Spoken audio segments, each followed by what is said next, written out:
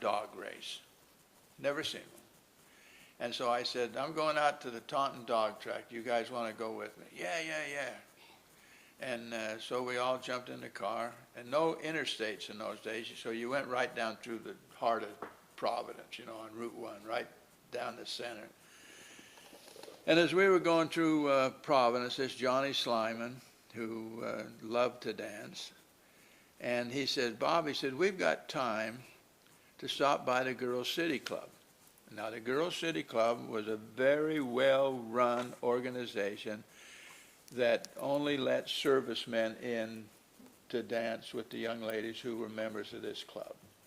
Very well, tightly run. And I said, no, Johnny, I said, because you guys will never want to leave, and I'm going to the dog track, and so he persisted. No, Bob, he said, look, we'll only have to stay there 15, 20 minutes, and then we'll go to the dog track. So I said, okay. And so we stop at the Girls City Club, and your mother, Grams, she's serving the refreshments. And they would take turns, the young ladies would take turns serving the refreshments. And she had this tray, and everybody she's going up to, she's busting their chops. She's saying something to them. And so I said to Johnny, I said, who is that girl that's going around busting everybody's chops? Oh, that's Janice Bailey. You want to meet her? Nah, not really. I'm just curious why she's busting everybody's chops. It's just the way she is. She's just having fun. And so she had finished with her assignment, and Johnny brings her over to me. And he says, Bob, he says, this is Janice Bailey. And so I said, hi, how do you do? And what was your first remarks? I said, you want to dance? And I said, no, I got a bad foot. And what was your response then? You don't know how to dance. And so that was it. That was our conversation. And so the end of the night comes, and we didn't get to the dog track. So the end of the night comes, and Johnny comes over, and he says, Janice was wondering if we could take her home. And I said, where does she live? And he says, Connecticut. And I thought he was being funny and saying Connecticut, you know. And I said, I'm not taking anybody home to Connecticut. No, no, no, no, it's Connecticut. It's a section of Warwick. I said, okay. So we took her home, sat out in front of her house for a while and talked, and then she got out and went in the house. And I can't remember 1-2 days that we talked on the phone. Do you remember? No, but I know that, you know. It wasn't long. When we went out, that was like it. We went out after that steady, just. It wasn't long. Yeah, because we were married couple about of 7 days. 8 months. And I go up there, and Tell them your name. she goes, I will. She comes to the door and says, I want you to meet my parents. And it was a Saturday night, which they played cards. They had, there was, Two the cousins. Millers were related in some My mother's stretch. cousins. They And were then another, two I think they were both named Millers. Yeah. Were they sisters or a sister and a I don't brother? know. But anyway, they were playing cards, and I can still remember what your grandfather said, you know, when she introduced me and said, this is Bob Travis, and he's from Utah. And her dad said, I knew somebody from Utah. I said, who was that? He said, Brigham Young. And I said, yeah, he lived there for a while. But on the wall, there was this picture, and it caught my eye the first time that I seen it. The old oval pictures, and if you were around in the early 40s and 50s, you know, these oval pictures with the bubble glass was quite common. Looked like one of those things, what do they call those things that go around your neck? Like a amulet or? Yeah, but anyway. And it just caught my eye, this picture. And so when we got out in the car with Grams, I said right away to her, I said, "Who was that a picture of?" And she said, "Oh, that was my brother Jimmy. He was killed by a car when he was 3 years old." And just nonchalant like that. There was no feeling, there was no nothing. And because Never met him. she never met him. But it always stayed on my mind. It always stayed on my mind. And every time that I went there, this picture took some of my time. I looked at it. I always looked He at had a little Navy suit on. Mm-hmm. it. And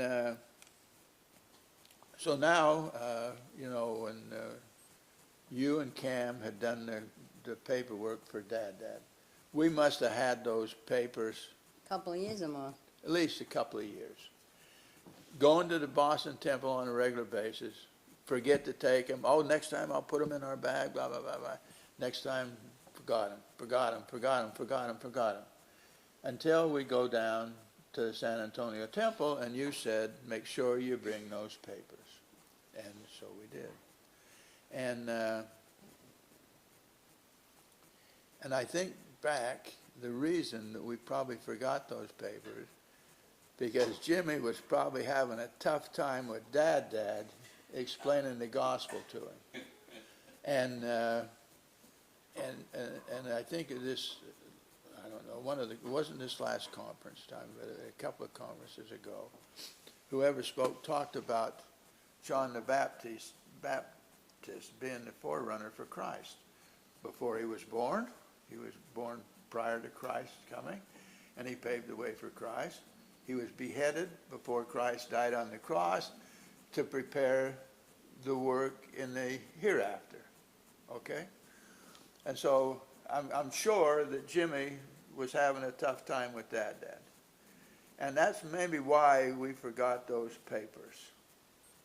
Only thing that I can think of, because it was unusual. I mean, you know, for us to just forget them like that often. And Sometimes so we couldn't find them. when it come time for the ceiling, if you remember, I think there were 2 families ahead of us in that ceiling room.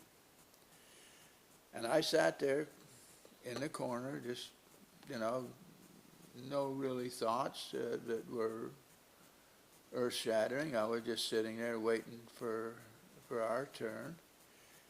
And then you have to remember that in my thought process, Grams and I were going to stand in for Dad, and Nani, and then you and the others were going to be for the kids.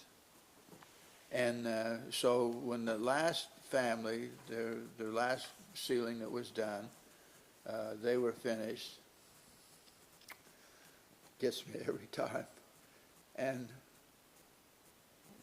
Jimmy said, and I seen his image, I talked with him, and he kept saying, "It's my turn, it's my turn." And I'm arguing with him. "No, Jimmy, I can't. I've got to stand in for Dad.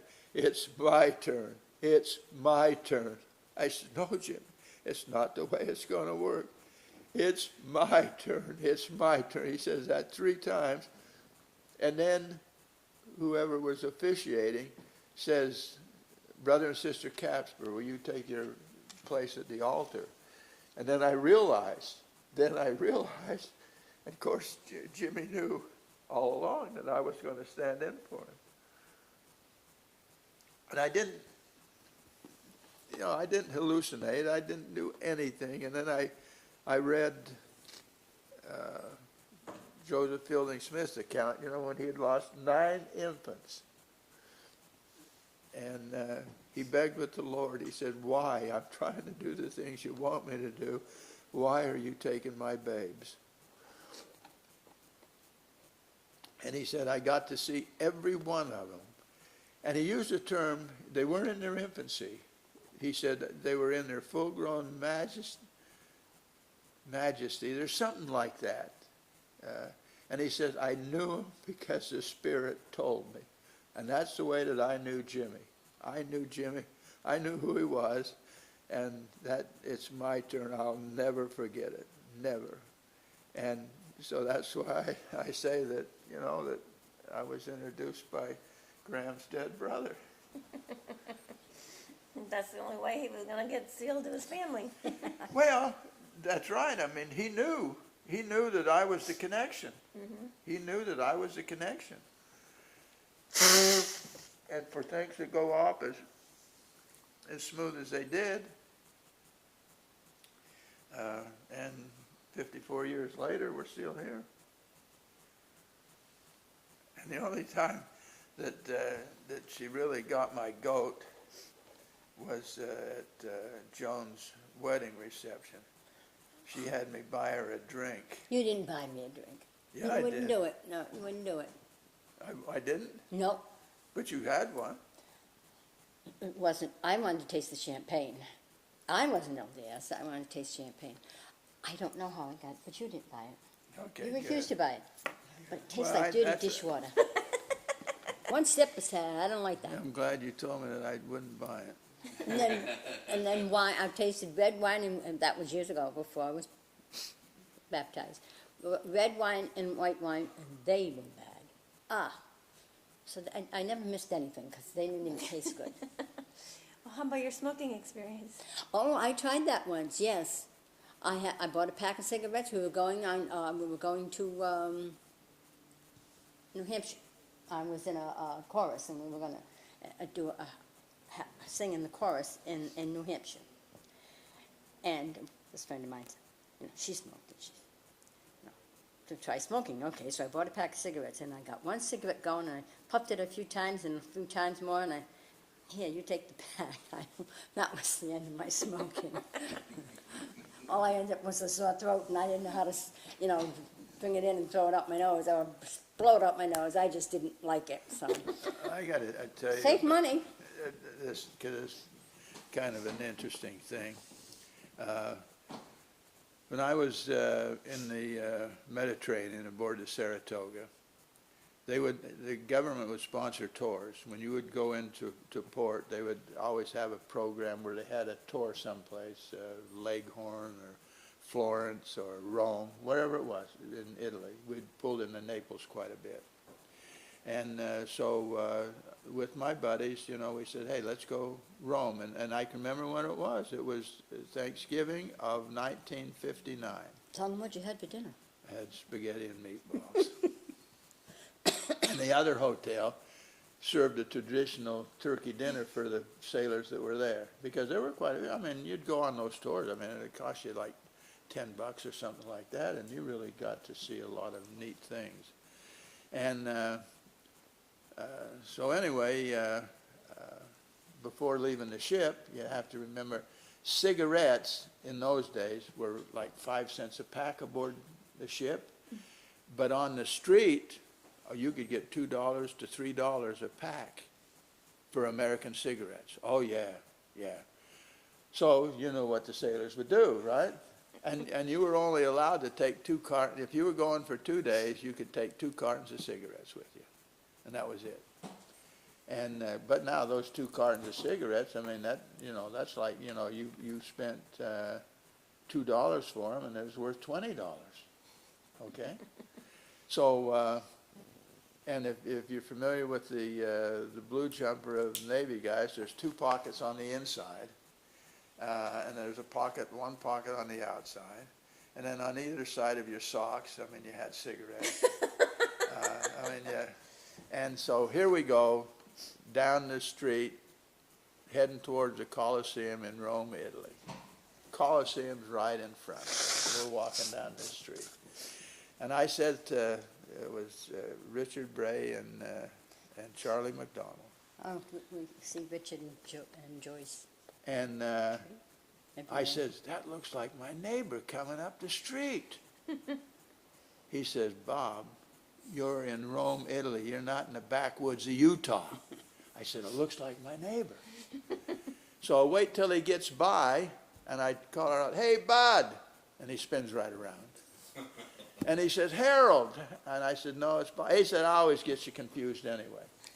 And so there we're standing there talking. Now, you have to remember, this guy was a scientist. And in the Deacon's Corps, I can remember him showing us experiments on rats with what would pure nicotine. You'd shave a strip off of a rat's back and touch it with pure nicotine, it'd kill it almost